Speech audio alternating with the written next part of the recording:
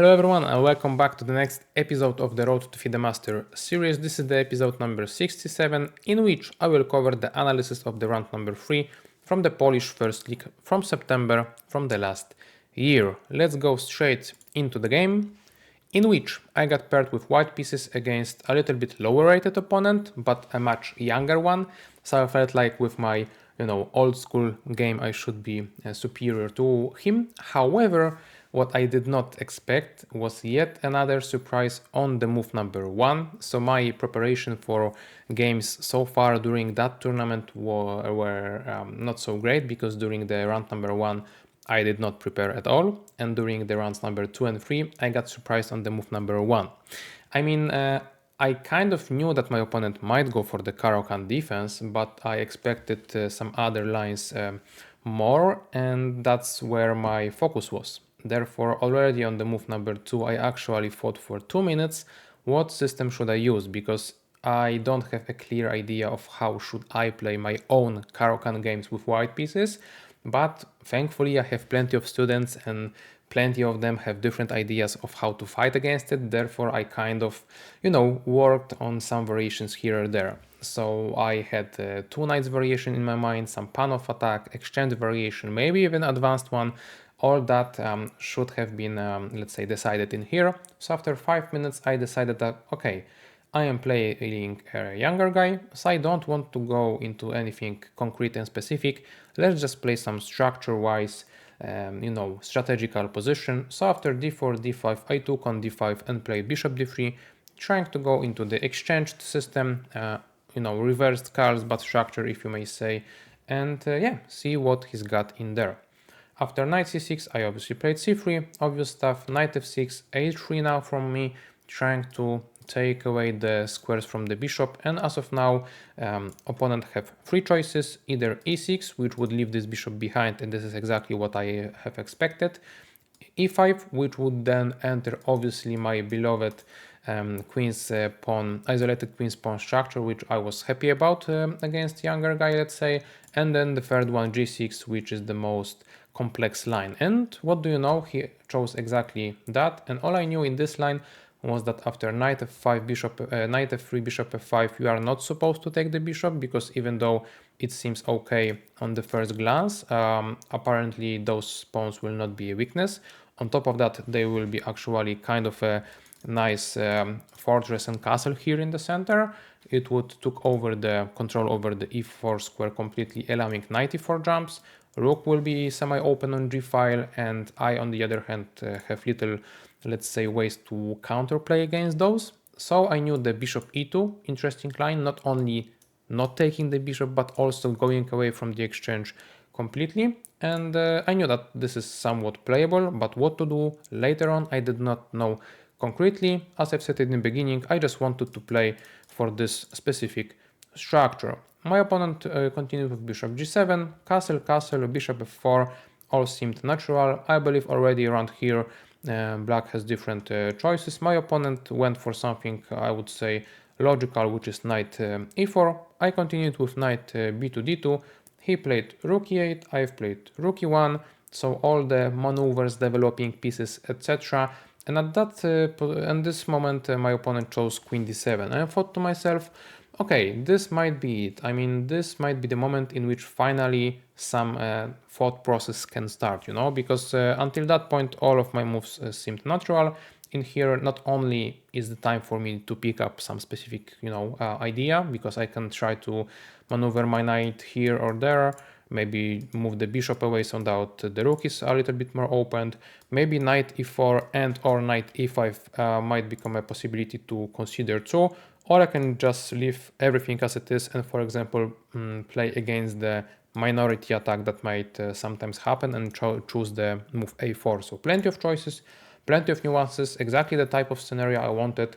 But on top of that, not only all those strategical choices are there, there is also one tactical one, because I've spotted that queen kind of blocks the space for the bishop. So if the bishop would be attacked, for example with the move g4, it can only get back to e6, and e6 is not that natural position for the bishop. It blocks the e-file, bishop itself does nothing there, and on top of that obviously it goes away from protecting the knight on e4. So some variations I've calculated were like g4, bishop e6, takes, and then I can, for example, play either knight g5. And I was trying to debate, okay, is it okay to have this pressure? Because after bishop d5, I might have c4 hitting the bishop, but maybe he will just try to leave the bishop behind and play h6, because apparently as of now my knight is trapped on the other hand. And yeah, and I've evaluated that actually in here I'm not that great, because not only my knight have problems, but the pawn have problems. I lack the center control. But there were some other lines in which I was kind of okay with myself, let's say. For example, bishop b5 would be the one, trying to pin the knight and then take the pawn, obviously with the knight first, and so on, so on. So pretty complex position, but it caught my eye. I was trying to calculate it all. And also after bishop e6, here, knight e5 seemed promising, because I felt like even with the exchanges happening, it would be easier for me to protect my e5 pawn than it would be for my opponent to protect his e4 pawn. So, you know, some possibilities of getting the pawn advantage too. In the end, those were the reasons why I chose the g4 move in the end. Obviously, I saw that my opponent can sack his bishop, but I felt, all right, you know, it's not that I'm losing immediately, and with one piece more, I should be able to win the game, right? But yeah, also I was kind of psychologically not expecting my opponent to do that, because I felt like, well, maybe he will be, you know, playing with some respect towards the candidate master, but I guess it's not the case, and I have to get at least to the FIDE master title to get that respect, let's say.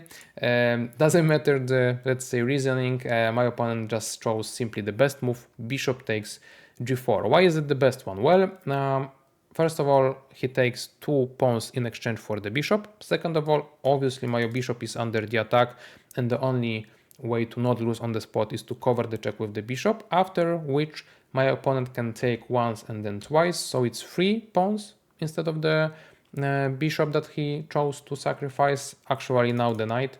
Yeah, quite a disrupted king's positioning, right? After queen h3 check, I would not go into the perpetuals. After queen h3 I have like, oh sorry, queen h3 I have knight h2, right? With then some ideas to try to kick away the queen. So I was not scared about that. There is no, let's say, draw possibilities for my opponent. The only possibility for him actually is to try to go for a win with the move e5. You may believe me or not, but when I chose this g4 move 5 moves ago, not only did I calculate until this point, on top of, you know, all the strategical and other variations I've mentioned before, but I also calculated a few more moves, right? Because after e5, well, it's not that clear what's happening. Obviously, from the distance, I calculated that I have to take the pawn. It seemed counterintuitive at first, because why would I ever take the pawn, not to leave, but waste my tempo in order to invite some black pieces into the center and attack and so on. But it was lesser evil than just allowing e4 to happen, because apparently if I allow that, my opponent can perhaps not even go for like checkmate or anything. He can just start, you know, crushing through with the pawns, and I will have no use of this additional piece of mine. So yeah, d5 seemed very natural, and you may argue that there are only 2 ways from black perspective to go about this position specifically, but I knew that you cannot disregard any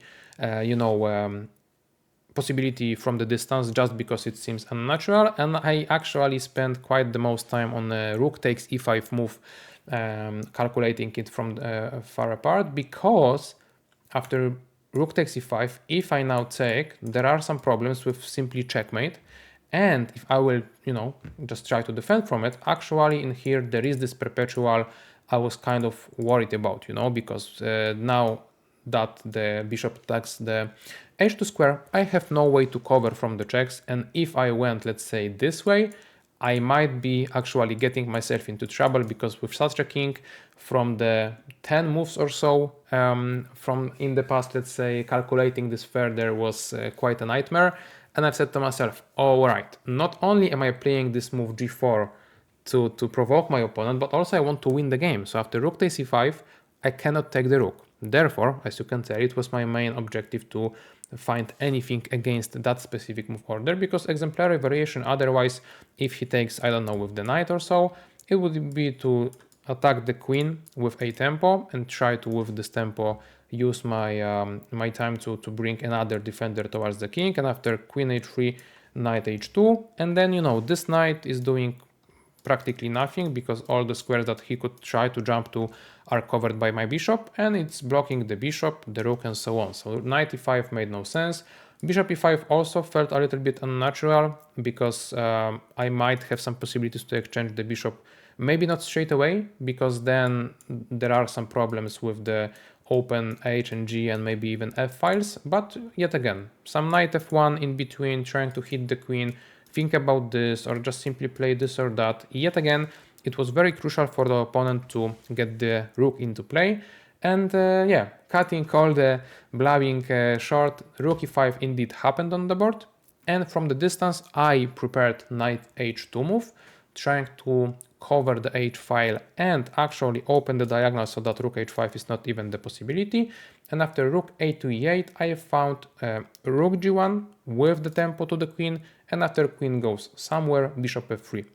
And this is the move 21, and I've played g4 on the move 13, so it's around 8 or 9 moves calculated ahead, on top of, as I've said, plenty other variations. So I, let's say, did my job with calculating, evaluating everything, and I was kind of proud of myself that at this very point of the game, I have one more piece. My king is somewhat okay, it might be better in the game of any other kind, but in here there is no checkmating coming, so I felt from the distance, all right, I'm fine.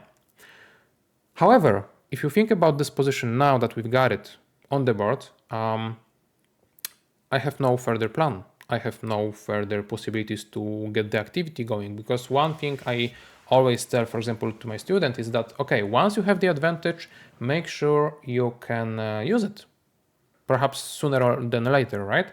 And what use is there of either of my knights to go for some play of any kind, like active play? There is none, right? So even though my king is okay, my pieces were, let's say, engaged in the defense only, so they are not that well coordinated if I would like to go for some activity. On top of that, opponent's pieces are obviously very well coordinated and well placed on the dark square specifically that I have no control of. So yeah, not only that, my opponent chose the best line here, which is to play d4, not being scared of anything, of some goals, just trying to simply open the position even more, especially for the bishop, right? Because with the pawn on c3, we may say that, okay, the potential of this bishop is somewhat limited. With the pawn being pushed to d4 and further exchanges, I mean, this potential is growing and growing only, and I don't have that obvious choices to make, actually. So even though this calculation was okay and evaluation in terms of my king's safety was fine, one thing I am lacking in those scenarios is just human sense, common sense. Like, are you really allowing this, sacrifice just to then survive? Because all I wanted is that exactly, right? I wanted a piece and then to survive, and I didn't include the fact that, okay, human-wise, it's just not looking good. It's just not looking all right. So yeah, in here I got, faced with brutal reality that I am simply worse in here, and I really need to deal with all this pressure towards me. So in here I could have, taken on d4, but then I would be inviting yet another piece into the attack, pressurizing here, opening up the bishop. So even though it seems strange, I decided to drop back yet another piece, unfortunately, with the idea that even if this and that happens, and then furthermore rook c5 eyeing on this pawn, I don't care about the pawn itself anymore, because all I am lacking is the activity of any kind whatsoever. So I would be happy to indeed exchange this pawn for any kind of activity. That was my thinking, and that's why I didn't take on d4. In here, since my pawn is kind of lost, I have played rook b1, trying to at least get, pawn for a pawn. And to my surprise, my opponent actually allowed that. Perhaps he just wanted to go for something specific and dynamic, but I was really struggling to find anything like what to play after b6. Because, pawn protects pawn, simple as that. Mine still has no resources to help it. And what am I going to play? I'm not sure. Maybe my opponent was somewhat scared of the idea that, for example, if I chose some knight g3 move in here, trying to play with knight e2. Pawn on c4, pawn on c3 might be taken perhaps with the attack to the rook or something. I'm not that sure of what's going on, but the point is that after rook b1, indeed my rook went away, so any bishop c3 will not happen with the attack to the rook. So maybe after b6, knight g3 with this idea of the forks to either the knight or the rook and the queen might have been somewhat limiting my opponent's decision on taking the pawn. I am not sure, and I don't care that much, because after rook b1 my opponent took the pawn, and I was very happy to take on the pawn on b7. And it's not really about the pawn itself as the material, it's about my ability to activate at least one piece. And who knows, maybe to this one I will be adding the next one in the future, and all of a sudden I will be getting some activity, right? Because with the pawn on b6, the rook would be passive. Now it's kind of in play. My opponent continued with knight e5, putting more pressure towards my bishop, and here it's already quite tough for me, because if I try to activate yet another piece, for example, there is always the rook d3 move trying to attack my pieces, and the bishop has to be either like moved towards the safety or protected, right? So there is one protecting move, let's say, of rook b3, but it's not my point to go to active square and then go back on the very next move. And also tactically it was not that easy to find, because after knight f3 I cannot firstly exchange the rook and then take the knight, because there are some problems along the g1 and h2 squares too. And if knight f3 happens, all I am relying on is this x-ray, so that my rook protects the knight in a way and the knight cannot be taken. But still, it was very unclear for me. And going away with the bishop also does not work that great, because after, I don't know, like bishop e2, there is queen e4, and then making use of this rook. After bishop g2, it's very good recipe for a disaster, because my king is limited by my own pieces, and knight d3 is incoming, knight f2 as a follow-up. I'm simply losing a game. So maybe this is exactly why my opponent chose this line, with allowing me to take the pawn. Thankfully, I found yet another idea to defend, tactical one, let's say, of queen e2, making use of this unprotected rook on e8, therefore kind of protecting my bishop indirectly. For my opponent, though, it was an easy choice now to play simply rook d8 and go away from the file and from the pin, but only now I've played rook b3, with the difference that at least, I don't know, maybe my queen is looking a little bit better, or maybe for one more move I, had this active rook or whatever. No matter the idea, still position is not that great. Obviously, once the queen moved and the rook moved, also rook c1 is a possibility, and my opponent chose exactly that, trying to take over my first chunk. So as you can tell, I'm pretty much dominated in terms of the activity, and yeah, not that much that I can do, even if I would play there, and even if my opponent would like to exchange the queens, I'm still not better, and I'm still actually worse, because I don't know, I would have to place this rook there and this there, and then activate my knight somewhere to actually claim any kind of better position. Now it's this is too solid to break through, this is too active to fight against, and yeah, it's not even that great. Anyway, I just wanted to point out how bad my position was. I chose rook e3 move, trying to somewhat close the connection between the pieces, and also maybe put some pressure towards the knight. Nothing specific, just a little bit correcting move, if you may say. And now I cannot really understand the decision of my opponent, because it was quite simple and obvious. Try to go like rook d1, trying to put more pressure along the first rank, maybe threaten with some rook e1 at some point, whatever, just use the pieces, right? Because like this is it, your activity, I mean his activity, his attack is relying heavily on pieces. So he played move h5, which you may argue that okay, pieces, but pawns are also important, and he is willing to play there to take the g4 square from me. But I'm not sure if I ever wanted to jump with anything, to go with anything to g4, because I simply did not have time or desire to do that. And on top of that, it kind of weakens the king. And even though you might not see it yet, and even I didn't have a clear idea of how can I, let's say, use that information for my own sake, It just seemed a little bit strange, and I felt like my opponent maybe does not have a clear, let's say, idea how to continue. And on top of that, it's just simply a blunder and that I did not use, unfortunately, even though I knew the idea. So what's the point? H5 is the move that tries to take away the g4 square.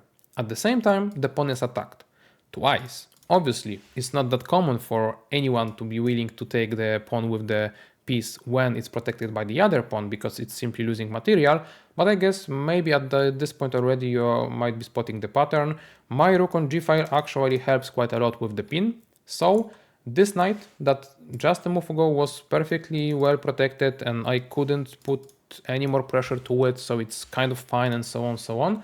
After h5 move gives me an opportunity to sack my bishop on h5, and then after g takes h5 happens, thanks to the spin I can simply take the knight. So not only, yet again, I took the pawn, because it's not about the pawn itself, it's about the activity overall. I took the amazing knight, I exchanged plenty of pieces, I actually disrupted the king's position quite a lot, so I might get my own counterplay. So all in all, the dynamics of the position changes very, very, very much. And this would be amazing to get, right? However, though, even though I knew this possibility, I kind of disregarded it as of now because of some move I cannot recall, like what was it that I didn't like. And I've decided to first include rook e4 move trying to kick away the queen and only afterwards do that. Finally though, after queen f5, queen would be simply protecting the pawn, right? So this would not be a possibility. So I'm not really that sure what did I have in mind. Also some knight g3 or knight e3 stuff would lead to exchange on the g1, therefore there would be no pin in the future. So I don't know, it was already kind of a time scrabble. So it's hard now after a few months to actually recall all the thoughts and try to explain myself. But the point is that I had the choice, I had the chance, I didn't take it, but only after rook e4 my opponent kind of missed that again, I guess, because he did not play to f5 but to f6, and now I took my chance. Funnily enough, computer says that now it's a worse version for me. For me, in my eyes, during the game, during the time struggle, it was a better version for me. So make of it what you want. The point is that at least I have a pawn. My opponent at least is getting out of the comfort zone because he lost one of his advantages, let's say, materially speaking, and yeah, kind of the momentum too. And maybe I am on my comeback path, right? Okay, anyway, enough talking, let's go to the variations. My opponent went with queen c6, trying to put some pressure there, but now I'm happily going back with the bishop, you know, the bishop did its job, it's time to go back. And my opponent exchanged this bishop, trying to, you know, make me weaker along the diagonal and now along the first rank too, so quite tremendous pressure towards me. But then now I thought, okay, I can just simply, you know, offer the trade of the queens, solidify even furthermore my knight on f1 and put some pressure along the f file. I knew though that after queen f3, apparently, rook f3, bishop e5, I am out of moves. I cannot move basically. This knight moves, I am losing the rook. This rook moves, my opponent is taking the knight, undermining the defender of this one and also taking it freely, let's say. So this cannot move, this cannot move. I mean, king g2, my opponent, I would argue, can simply start giving me checks or something. Or even if not, like my pieces are still not moving. You know, it's not like my king can transfer there and all of a sudden be better. This knight obviously has to protect the knight and so on, so on. So like, even if I am a piece up for just 2 pawns, I am still under pressure. That was funny. However, I kind of expected my opponent to not go for the queen trade, and he did just that. He played queen e6. And now I decided, okay, since I added this defender to the knight, at least this one might jump somewhere, and I chose knight g4, you know, eyeing to some f6, maybe h6 squares in the future. My opponent played rook e1, now I have played knight g2 e3, so maneuvering yet again, and after bishop h6, trying to put some pressure, rook e4, attacking the queen, queen c6, pinning the rook, you know, it's back and forth, especially since we are just few moves before the time control, so quite an exciting part of the game and the match too, team-wise. I've played now puzzle rush-like move, which is knight d5. And you may say, whoa, what are you doing? You are hanging the knight. Well, I am not, because if the knight would be taken, I have rook e8 discovery attack, so I would be claiming back the queen and the advantage enough, finally, for a win actually. So this is not working. If my opponent takes the rook, I can take the rook, and now the knight is protected, right? And therefore my both pieces are okay, and I'm okay too, right? Funnily enough, only after the move, which is not that surprising because we had so little time, I found that my opponent can play rook f1, which I disregarded immediately on the first glance. I mean, any other move than this or that, because knight e7 is the threat, right, with the fork. But after rook takes f1, my queen is attacked too, and if I accept the sacrifice here, here and there, yet again, how am I supposed to win this game, right? But in those splits of a second and this rush of adrenaline and calculations and all that stuff, I felt to myself, okay, I was under pressure for so long. I mean, it doesn't matter that I don't win the game. It's great that I don't lose it, at least. So yeah, I was happy therefore with this or that obviously, and I was ready for everything. My opponent spotted this very obvious trick and did not take the knight. Instead, he chose rook takes e4 move with the follow-up of queen c4. So now he is suggesting the queen trade, knowing that with my lack of coordination activity, it should be an easy draw. But I have spotted my very last chance to win the game. Maybe last and first, actually, I should say. Because yes, exchanging does not do much. Going away from the exchange, I mean, with this pressure and that pressure also is not looking great. However, thankfully, I was able to switch my, let's say, approach completely, and I went for some crazy sacrifice. I played rook takes g6 check. So the rook was waiting the whole game to do something concretely in the front of the opponent's king and not in front of its own. The idea is obviously that the rook has to be taken, otherwise I'm taking the bishop, opening up the king, and so on, so on. And after here, I have made my move number 40, and my opponent is yet to do one. And the point is that in here, he has a 50-50 choice. Either he plays a good move, and now it's an easy draw, perpetual check, and that's it, or he makes a bad move, and he goes into my checkmating net and pattern I've spotted while sacrificing the rook.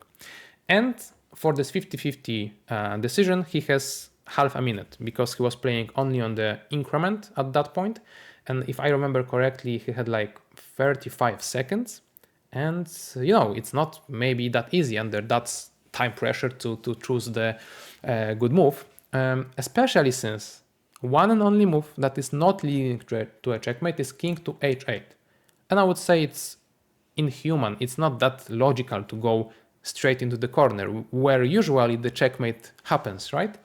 What's the point? The point is that if I now take the bishop with a check, naturally, king g8 might happen. And if I go back, he goes back, nothing that really changes that much, because the bishop did not do anything anyway. And since I am pressured so much, I cannot, stop checking. And if I, let's say, chose to put my knight into play with some knight f6 or knight e7 checks, king can escape through f7 square, through the light square, and now it's messy. Maybe even I am, losing the game because I allowed the king. He will, escape the checks, and I would be losing because of the pressure to the knight or whatever. So perhaps the best scenario for both would be to just repeat the moves, and that's it. However, as I've said, my opponent had a 50-50 choice, and he chose the wrong decision. After bishop g7, he also calculated the checkmate. Knight f6 is obvious. King f8, queen e8, king h8, queen h7, easy peasy. But he chose the third move that he could have chosen, which is king f8, losing two. Losing two only to my one move, and even though, I had just been added the 30 minutes after the time control, I did not need that because I've calculated the line before those, and I've played queen f6. The point is that king cannot escape further down the center because queen e7 is there, and if he goes to g8 now, the difference is that now I can, introduce my knight into the attack, but without the king escaping towards the center of the board. It has to go here, and after king g6, my opponent resigned the game, one move before checkmate, unfortunately, because obviously after king h8, this is it. This is the checkmate pattern I prepared. So yeah, that's that. Under so much pressure throughout the whole game, after such a bad decision, practically wise, of this g4 move, allowing my opponent to have the initiative, allowing my opponent to have all the attack, I survived. And in the very end, during basically the very last move before the control, I swindled my opponent, I won the game. So pretty nice feeling to get this win. As you can tell, breaking through those 2100s, it's not that easy. I drew first 2 games, this was the third one, also deserved, mostly a draw, but I got a win, full point, and it was very, very exciting for the future part of the tournament. And yeah, hopefully you liked the game. It was quite a crazy one, first one, but not the last one from this tournament. I only, get started. So yeah, if you enjoyed it, please remember to leave a like. If you want to see more games from this tournament and few further, please remember to subscribe to the channel. And if you still are here, thank you very much for watching. We'll see each other tomorrow too. And yeah, that's it. Bye bye.